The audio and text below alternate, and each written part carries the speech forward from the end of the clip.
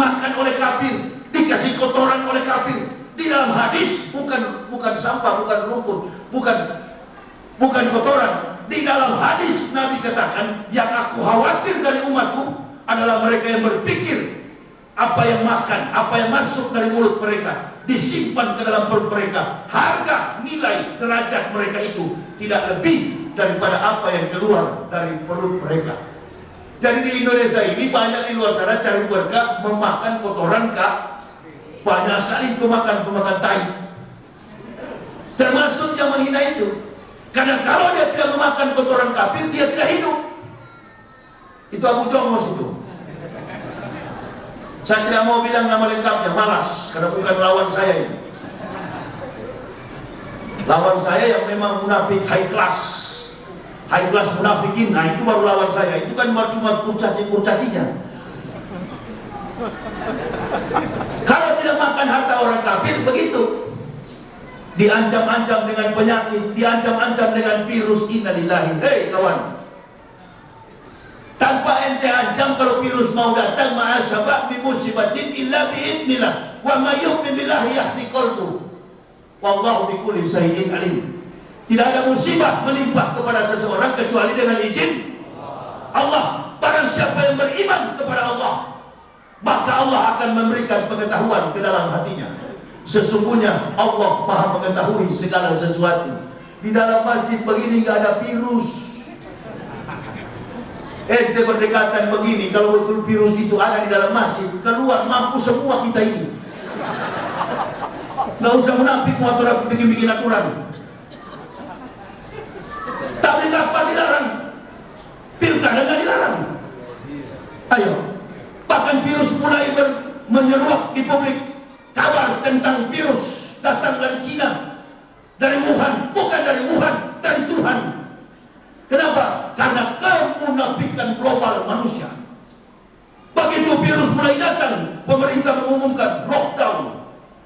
Tapi ada satu opa-opa ini, disuruh masyarakat diam di rumah, bahkan bekerja work from home, bekerja dari rumah, physical distancing, social distance. Dia melarang masyarakat, tapi dia mondar-mandir ke sana kemari, bikin konser. Ditanya oleh komentator TV, dalam rangka apa ini? Oh, ini dalam rangka konser. Konser apa? Konser untuk mencari dana corona. Siapa lagi kalau bukan dia kan? Raja di samping Pak Jokowi. Raja dulu seperti anak berdakwah, ulama ke sana. Yang menertibkan dunia bi'ilmi ulama. Yang menertibkan dunia ini ulama. Berulang-ulang saya katakan, saya bukan ulama, saya bukan ustaz, tapi dengan kehadiran kami mencoba untuk memakai ilmu para ulama. Demi apa? Menertibkan masyarakat. Qiwamud dunya bi arba'ati asas. Menertibkan dunia ini bergantung kepada ilmu para ulama. Yang kedua, bi adlil umara, adilnya pemerintah. Ini kan tidak adil. Orang beribadah dilarang, termasuk raja penakut itu yang di Mekah, Salman. Itu raja penakut. Sebenarnya Ka'bah itu nggak boleh di lockdown. Kenapa? Menurut Lawrence Edward Lawson, angkasawan Amerika, dia mengadakan penelitian di Ka'bah. Apa dia temukan? Beliau berkata, kita berhutang besar kepada umat Islam. Andai umat Islam tidak tawaf dan sholat 5 waktu, maka berhentilah putaran bumi ini. Karena superkonduktor yang berpusat di Hajar Aswad tidak lagi memancarkan gelombang elektromagnetik. Hajar Aswad itu diadakan 15 universitas ternama di dunia dengan penelitian dari angkasa menggunakan teleskop. Hajar Aswad itu adalah batu meteor yang mengandung kadar logam 23.000 kali lebih tebal daripada baja yang ada. Ngapain di lockdown? Lepaskan saja. Ibu bapak pikir kalau memang virus ini bahaya, yakin saya, di Pekanbaru ini bukan cuma ratusan, sudah ribuan yang mati. Orang di pinggir-pinggir sana banyak mak-mak tidak pakai apa itu? Sudahlah kawan, di Pekanbaru ini baru minggu lalu saya nonton. Orang tidak COVID dianggap Covid. Sudahlah, karena satu lubang kan 250 juta di rumah sakit. Sudah, nggak usah bicara Covid ini sudah lama saya pidato. Ada di YouTube itu. Ini kan permainan yang manis tapi sayang ketahuan. Sudahlah, kalau penyakit mau datang, itu anak saya kecil Ibnu Syawal, sembarang orang kami berdakwah keliling Indonesia, nggak ada kami kena. Setelah habis ceramah pulang ke hotel.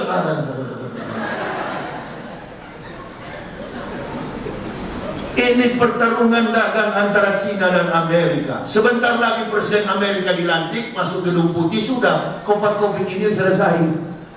Sudah di debat di Indonesia Lawyers Club terkait dengan vaksinasi, ribut masyarakat terbelah. Ada yang menolak, ada yang iya. Yang penakut terhadap virus, ketakutan, pingin disuntik. Ada yang tidak mau. Kenapa?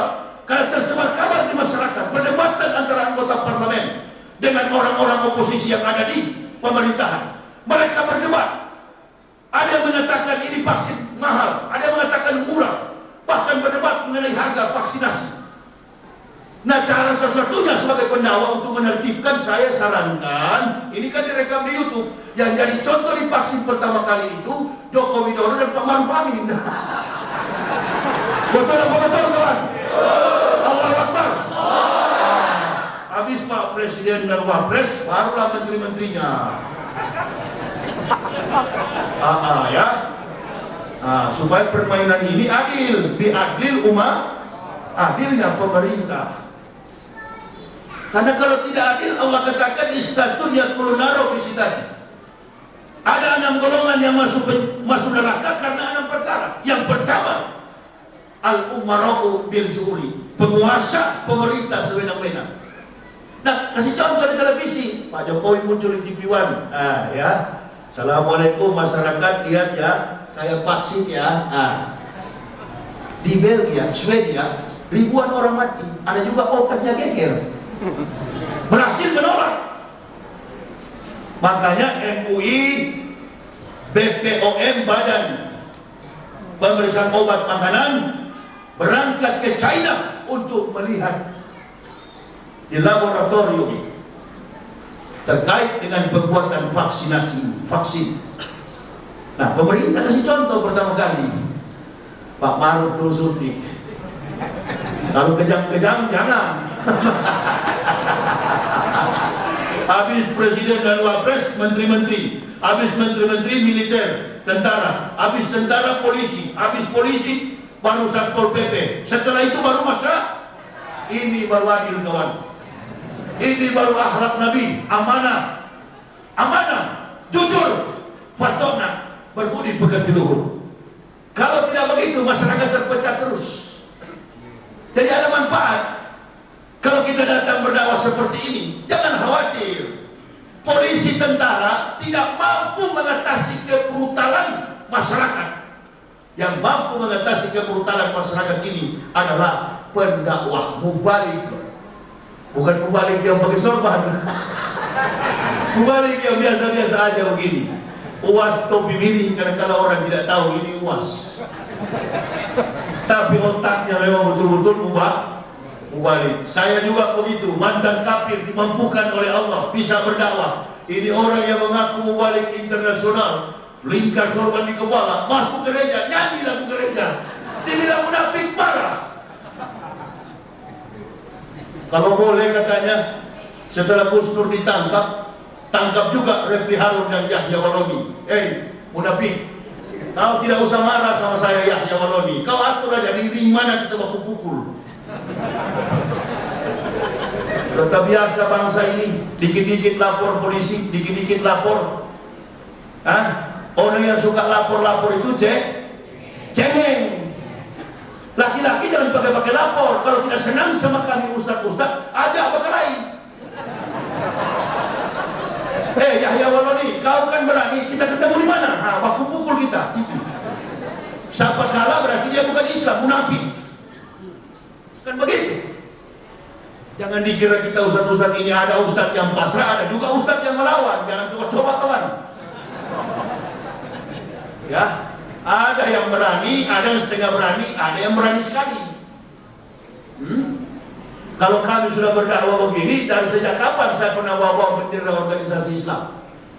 Tadi Pak Imam tanya sama saya, Ustaz sudah sering ke Pekanbaru. Pekanbaru ini tempat saya, rumah saya. Pulang pergi saya di Pekanbaru. UAS diganggu, saya merontak, kita bongkar satu Indonesia. Orang bersyukur kalau masih ada orang yang mau berdakwah. Polisi dan tentara jadi ringan tugasnya. Coba kalau sudah berkumpul begini, siapa mau tahu di jendela-jendela masjid itu begal motor, maling, perampok, pembunuh, pemerkosa. Sudah sering kami berdakwah, sadar orang. Alhamdulillah Ustaz, saya ini pembunuh, saya ini perampok, saya ini begal motor, saya melakukan segala macam tindakan kriminal. Dengar ceramah Ustaz, saya sadar. Polisi dan tentara tidak mampu mengatasi masyarakat yang brutal. Yang mampu adalah ilmu ulama, ilmu para ulama. Momen seperti ini, kita berdoa pilkada ke depan, tampil orang-orang yang amanah memimpin bangsa. Apalagi di Riau ini harus diperbanyak dengan maulud. Apa alasannya? Setiap kali ada gubernur pasti penjara.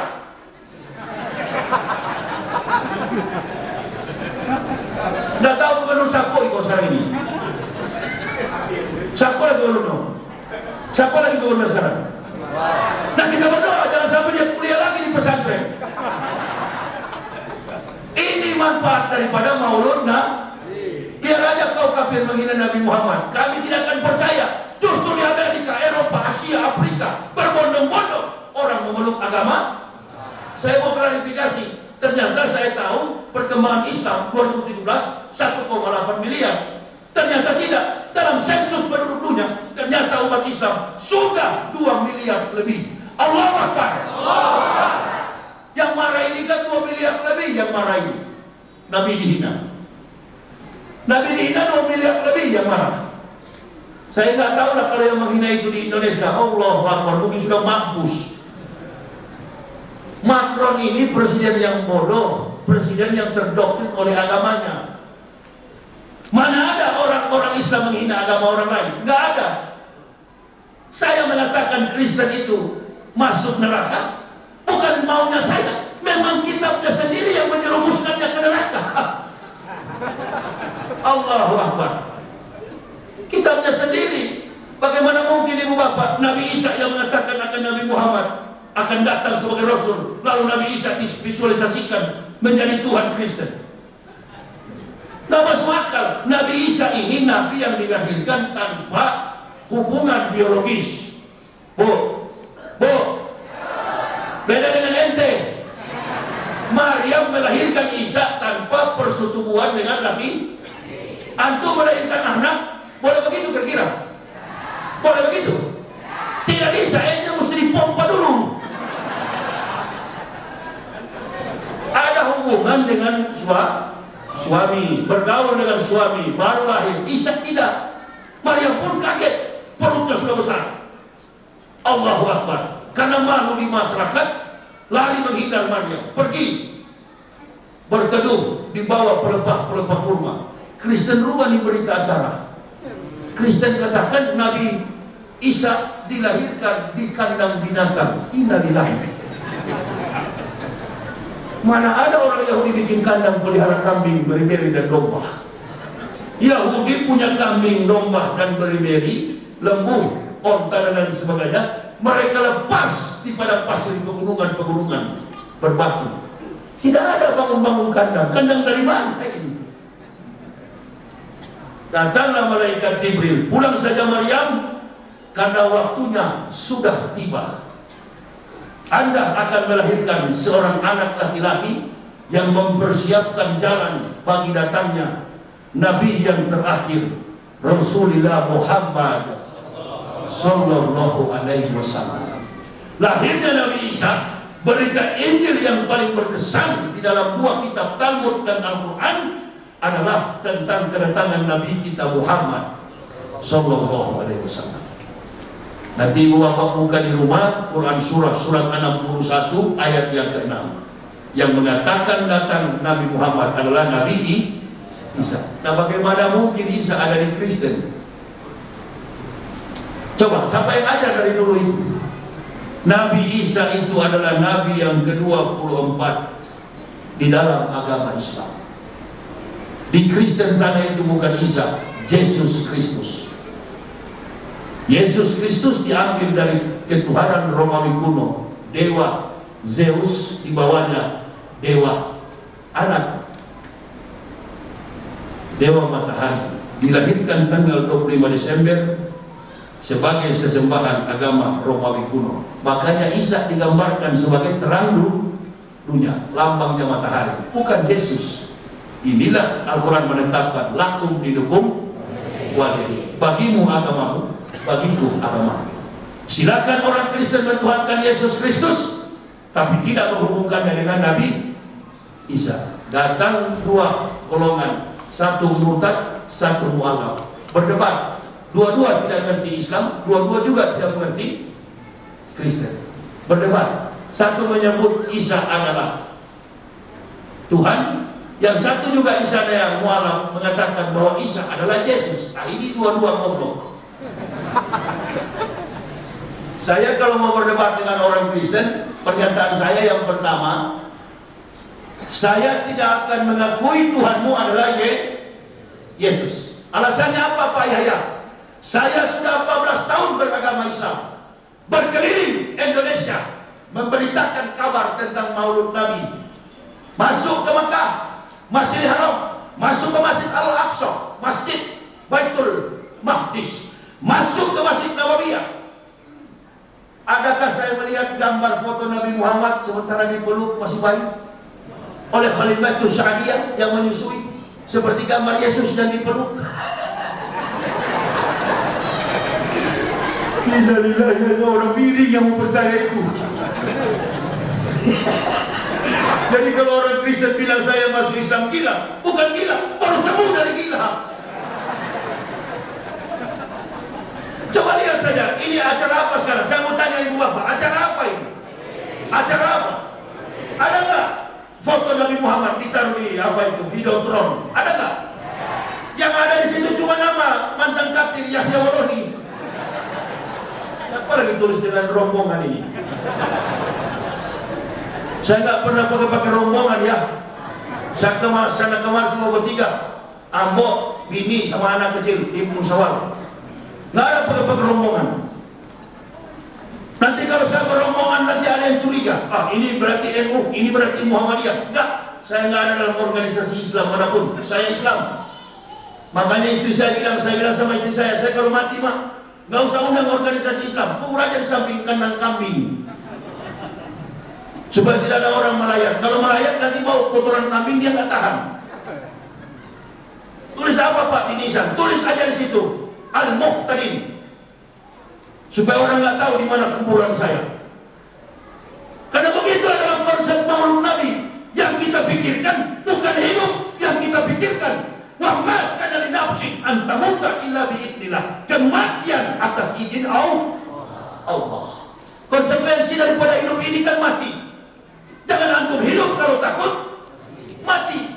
Memperingati Maulud, meneladani sikap dan akhlak Rasulullah supaya sebagai bekal kita nanti untuk mati. Orang Islam mati tidak ada bawa apa-apa. Pejabat-pejabat negara kuburannya dikuburkan di Karawang, Jawa Barat. Paling rendah harga kuburnya itu 200 miliar. Paling rendah 200 juta. Ada yang sampai 10 miliar, bukan 200 miliar. Ada yang sampai 10 M. Ada yang paling murah 200 juta. Kita ini mulai dari saya sampai bapak tak mampu kuburkan di situ. Duta-duta besar, bahkan seorang yang pernah menjadi duta besar beberapa negara, saya hadir waktu beliau dikuburkan hanya dengan kain kafan dibungkus. Berangkat ke rahmatullah. Yang dia bawa cuma iman dan amal soleh.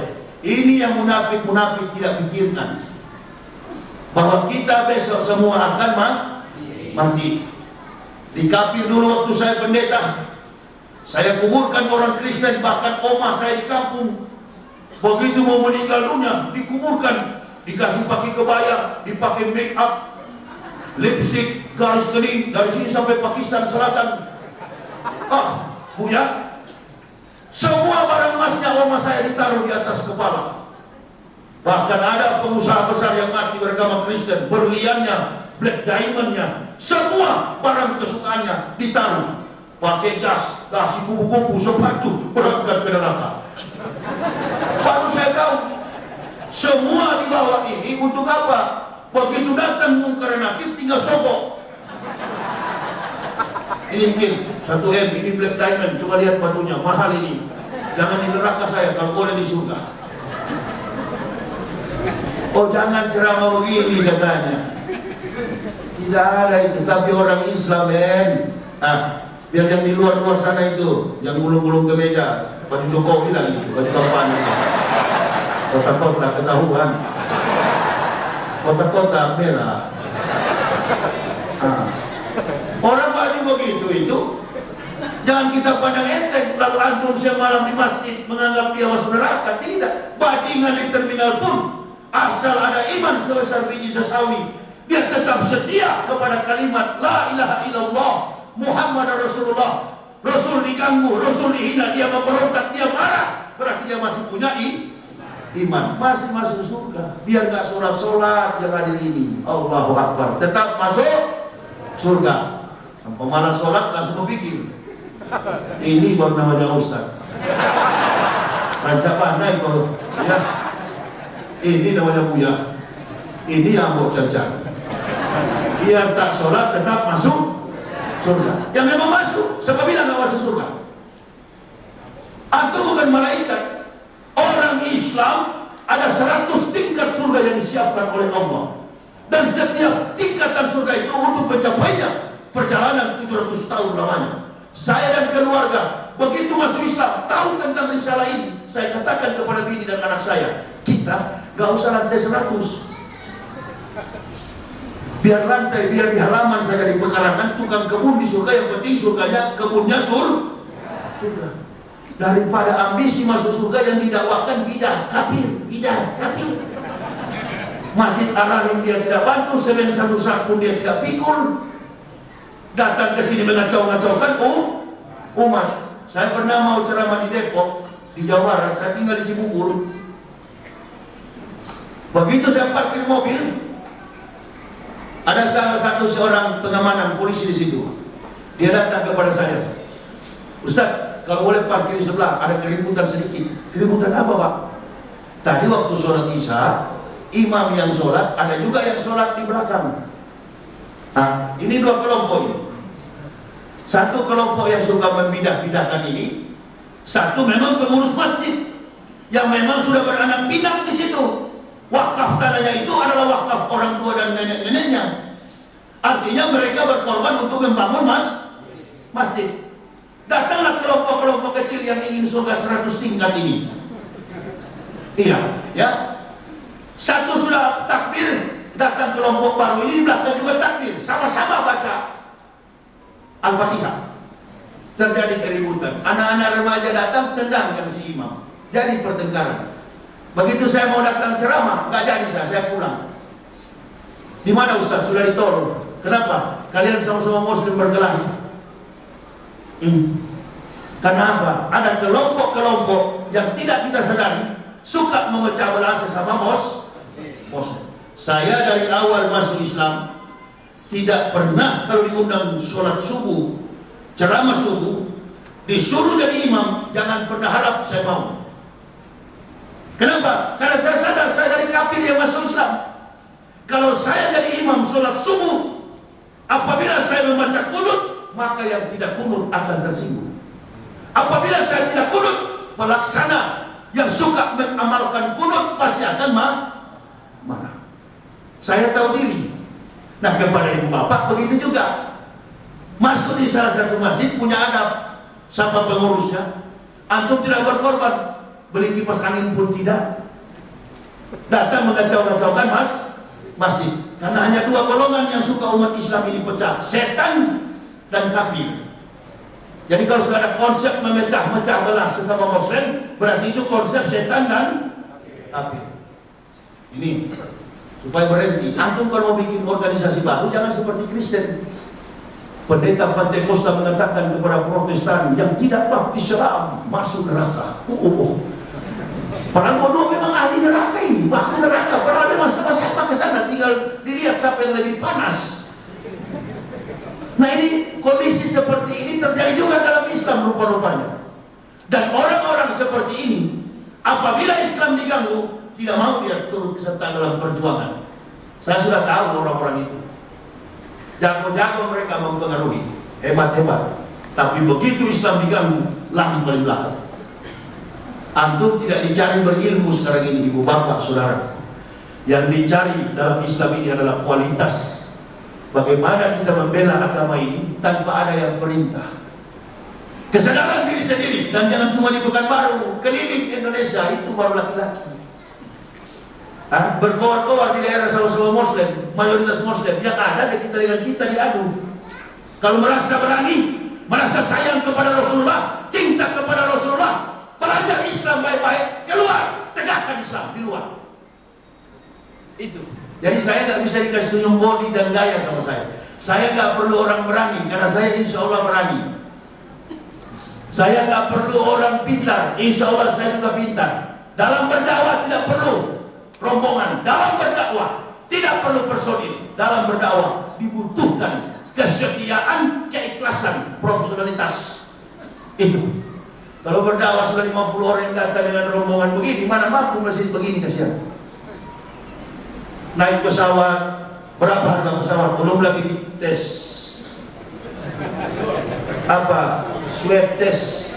Sekali cucuk, sekali tusuk, injeksi 250.000.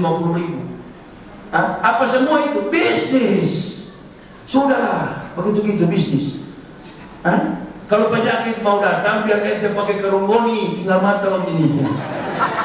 Ya. Pengecut, penakut, biar kerunggoni kau tutup, kalau penyakit mau datang lewat antum.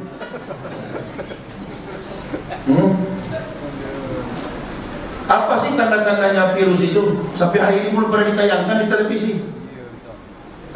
Nama saya Ahmad, saya menderita, saya diserang virus tanggal sekian. Gejala pertama saya pusing, gejala kedua saya muntah, gejala ketiga saya mencret, gejala keempat saya nafas sesak, dada terasa sakit. Nggak pernah ada. Saya kalau sudah ada yang begitu tanpa disuruh, insya Allah saya pakai masker, lapis kerunggoni dari kepala. Ya, bukan berarti saya mengatakan tidak ada virus. Ada virus, saya beriman kepada virus.